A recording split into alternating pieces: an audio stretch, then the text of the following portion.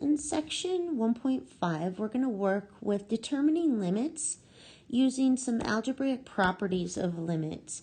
It can be easy and it can be really difficult, actually. This is one section that kind of can go anywhere from a 1 to a 5, depending on the nature of the graph. So we'll be discussing all of that.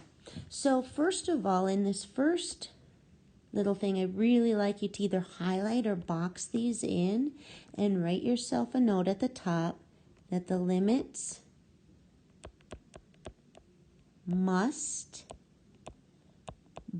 on both functions, in this case f and g, exist. Then these properties hold.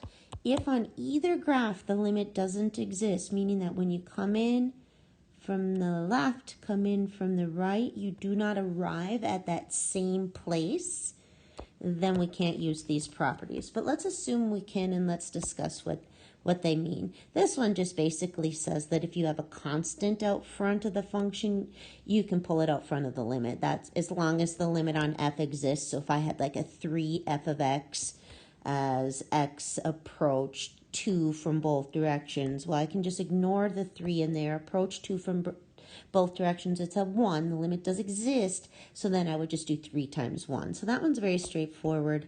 For these, basically what it's saying is if the limits exist separately, you can just add, subtract, multiply, or divide them. So I'm going to do those examples first, and then I'm actually going to go ahead a page. It's a really hard section to teach, so I'm trying to do my best here in how I approach these notes. So first of all, with our addition, subtraction, multiplication, and division, we just head in on f first. So I go to the graph of f, I approach 1 from both directions, from the right, from the left, and I do arrive at an existing limit of 2. If I arrived at a place where the limit does not exist, then I can't use this property. We'll discuss that next, okay?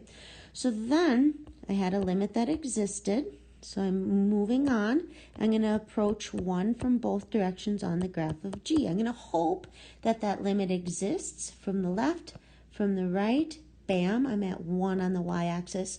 Because I got these two existing limits, which up here is called L and K, I just get to add them up and say that the limit of that sum of functions is the sum of its individual limits. All right, so let's go take a look at example 1, letter B. And I'm talking really slow. This is a very difficult section. I've got to approach it with care. So first I'm supposed to approach 3 from both directions on the graph of G. The limit does exist. So I'm going to continue. I'm going to say, okay, I would put a 0 on the top of that fraction. Again, if there were a discontinuity there, for example, if we were approaching 2 and a limit does not exist because from the left and the right I'm not arriving at the same place, then these properties don't hold and we take a different approach. And I'll do that next.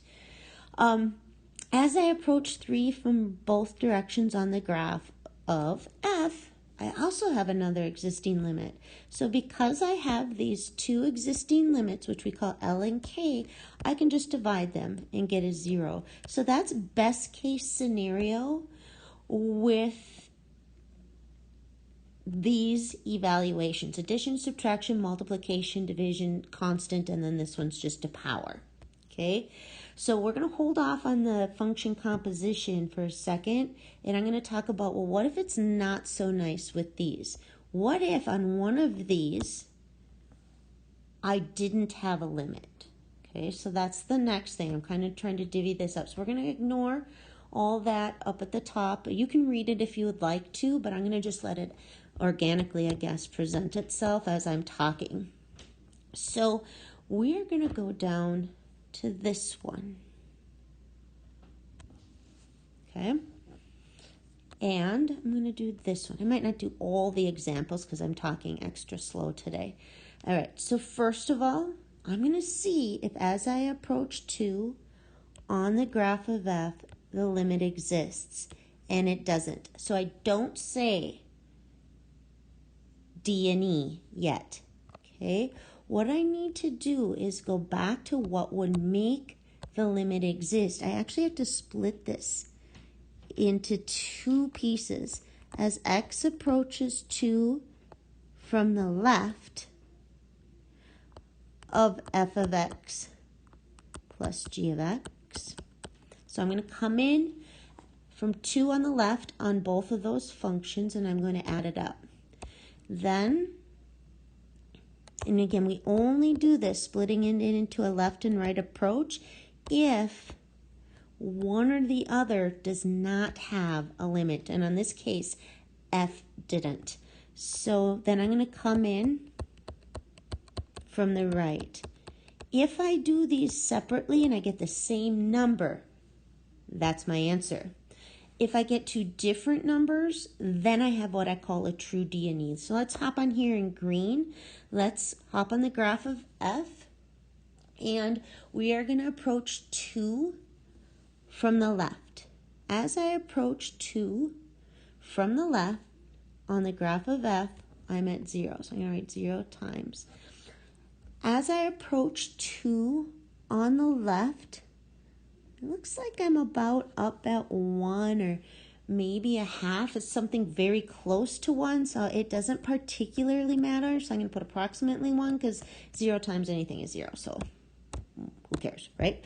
So now in blue, I'm going to go back to f, but I'm going to approach from the right. And from the right, I'm up at 1.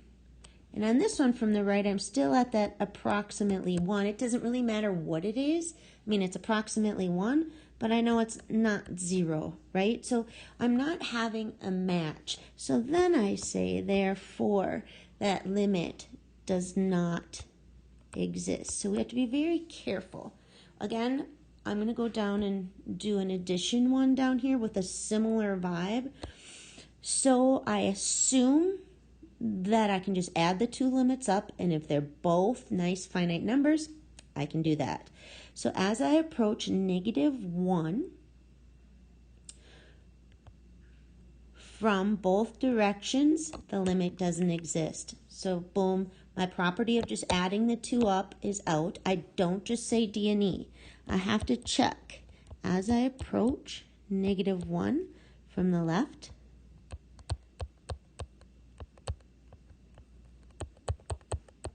and then I'm going to take the limit as I approach -1 from the right.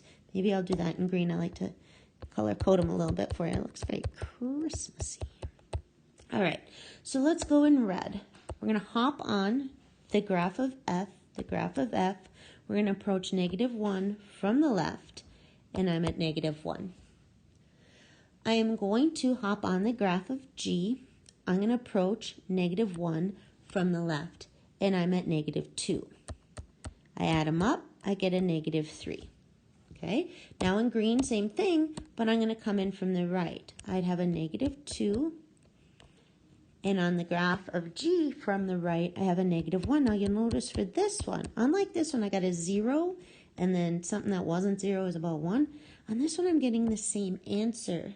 So then I would say, therefore, this limit as I come in from both directions actually does exist. It's a -3. That's a very common misconception is kids think, oh, if the limit doesn't exist on either one, then it doesn't exist overall. That is not true. All right, so I don't think I'm going to deal with shifts in the function right now, if ever. But now we have to go back and discuss what do we do if it's not addition, subtraction, multiplication, division? What if it's function composition? Functions inside of functions, okay? So in this case, G inside of F, all right? So provided the limit of the inside function exists. So we want to write that over here. So limit of inner, in this case it would be G, must exist. Actually, if it doesn't, so I'm going to write this, if not, then we can just stop. The inside function's limit doesn't exist, then the limit overall doesn't exist. Let me go show you what I mean by that. Let me make up a fake one right here. If I was doing the limit as x approaches 2 of f of g of x. I really push this limit on the outside, and I consider the limit as x approaches 2 of the inside function, and it doesn't exist, so I write D and E. So that's it. It's if it does exist, okay, and then what do we do next, okay? So the next says, if it does exist, and f is continuous, all right? So we have to make sure two things happen for me to just say, well, I can pull this outside function out front and just do the limit of the inside function on the inside. You can, and it's glorious, and it's wonderful if two things happen. The inside function's limit must exist, and the outside function must be continuous. There. All right. So we're going to go practice a little bit here. And actually, I think I'm going to put a straightforward one up first, just so you can see. So again, you can pause the notes or whatever, and you don't need to write this down unless you want to. If you're like, I need to write stuff down for it to make sense.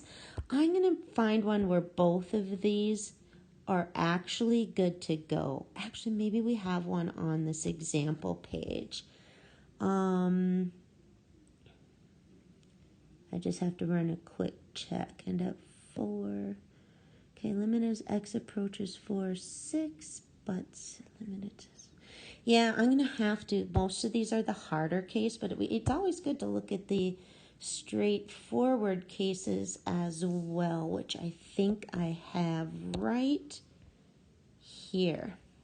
Good, I don't need to create one. So first thing I'm going to do is sort of push that function out front in my head, and I'm going to take the limit as x approaches 1 of the inside function, which is g of x. So I'm heading over here to g of x, and as I approach 1 from both directions, the limit does exist. So criteria number 1 is good.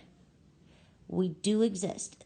We're 0. Then I have to see if the function's continuous at 0. If I don't lift my pencil there, which it is continuous. So then I can just say I do f of the limit as x approaches 1 of g of x, with little parentheses here, which basically means since the inside function's limit exists, remember if it didn't, D and E right now. We got a 0, I can really just do f of 0, okay? And we're continuous there, f of 0 is 2, okay? So that's how it works. I'm going to move over. Oh, I shouldn't have erased that so fast. I'm going to head over to letter C here. Let's try this one. We're basically going to push that out front in our head. We're actually on this one only looking at the graph of G. Does the limit exist as x approaches 0? And the answer is yes, it's 2. Right? So it is 2. Am I continuous on f at 2? No. So this is where I have a problem. So what I need to do is say, okay, the limit as x approaches 0 from both directions on f of x is 2. But because of this discontinuity here, I have to see how I'm approaching 2. Am I approaching it from above, below, or from both directions? And I'm approaching 2 from below it on both sides. I'm like a 1.9, 1.991, 1.999. So on the other function, I will be approaching 2 from the left only, okay, because I was underneath. Now, this is really important. Had that graph gone through it like this, and I'm from both directions, then I approach both from both here, and I'm a true D and E. And I know this is really kind of complicated, so I'm going to repeat what I did. Does the limit exist as I approach 0 from both directions? The answer is yes, the limit is 2. So I move on. Again, if the answer to that was no, D and E. I can't just say it's f of 2 though, because I'm not continuous here. So I have to see how to approach 2. I'm coming in at 2 from below or at 2 from the left. So that's how I approach the outside function, which also in this case just so happens to be f itself. And when I come in on the graph of f and I approach 2 from the left, because that was what I would be getting out of here, 1.99999999999. I'm always approaching from below, I would get a 0. So let me mess with this graph and tell you how that would change if this had gone up and then down. Then from both directions, when I come in at both, D and E, because there's no limit from both directions. I already did the below. What if it kind of went like this and up and then back down? Then I'm approaching 2 from above on both directions, so I'd approach 2 from the right. So it gets a little complicated how we approach those. So let's go over here. I'm not going to do this one because that is not calculus. It's kind of algebra 2. You know how to, but spot that. Keep in mind that we're doing limits right now. So let's follow our procedure. This is a function composition, a function inside a function. We focus on that inside function first, and if the limit as x approaches 4 and g of x does not exist, we quit and say D and E. So let's approach 4 from both directions. Oh, I got a 6. So the next thing I do is I go to the outside function and I look at what's happening at 6. And unfortunately, it's not continuous. So I can't just say this is f of 6. Even if f of 6 exists, which I think there is a solid down one, you can't do that. You have to say, well, how am I approaching 6? And I'm approaching 6 from below it. 5.9, 5.999, 5.99999.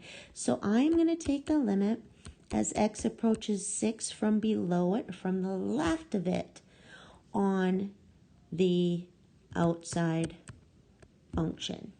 And when I do that, I get, it's so tiny, and when I do that from below or from the left, I get a 1. All right, so I challenge you to try letter D, but I'm going to go in and try it right now. All right, so first thing I do is I just kind of ignore that. I push it out front, and I'm going to take the limit as x approaches 0 from both directions of the inner function. Inner function's g. I'm going to head over here to this graph number 2, which is g. I'm going to approach 0 from both directions, and I arrive at -2. So I can continue. Okay, if that had been a limit as x approached, let's see, -2 from both directions, I'd immediately say D and E because that inside limit does not exist. All right, done with that part. Then I'm going to just go to the outside function f, and I'm going to see what happens as I approach -2. Well, I've got a hot mess going here. I cannot say it's just f of -2 because the function's not continuous. Remember, I'm going to go back. Continuity is a must for that outside function for you just to say, oh, I just take f of that limit. Okay, this was not continuous. So now I have to see, well, how do I approach -2 over here? So let's go back to the graph of g. From the left, from the right, I'm approaching -2 from above it. So I need to approach -2 from the right, which, what is that up there at a, boy, that's really hard to see for me on here. I believe it's up at a 3. Yeah, yep, up at a 3. So let me write that down. I'm going to take the limit as x approaches -2, but I'm only doing it from above it on the graph of g, of the outside function, and that will equal 3, which is my final answer. All right, and I think We're not going to deal with some of these compositions right now, if ever. Just, they're actually no harder. I'm just going to stick with these for now. All right, so I challenge you to try letter H, but I think I only wanted to do 20 minutes. So what we're going to do is there's going to be another video linked that has 6 practice problems that I want you to try first. Like while you're watching the key, do it in your head and then watch the answers. So I'm going to be making that next.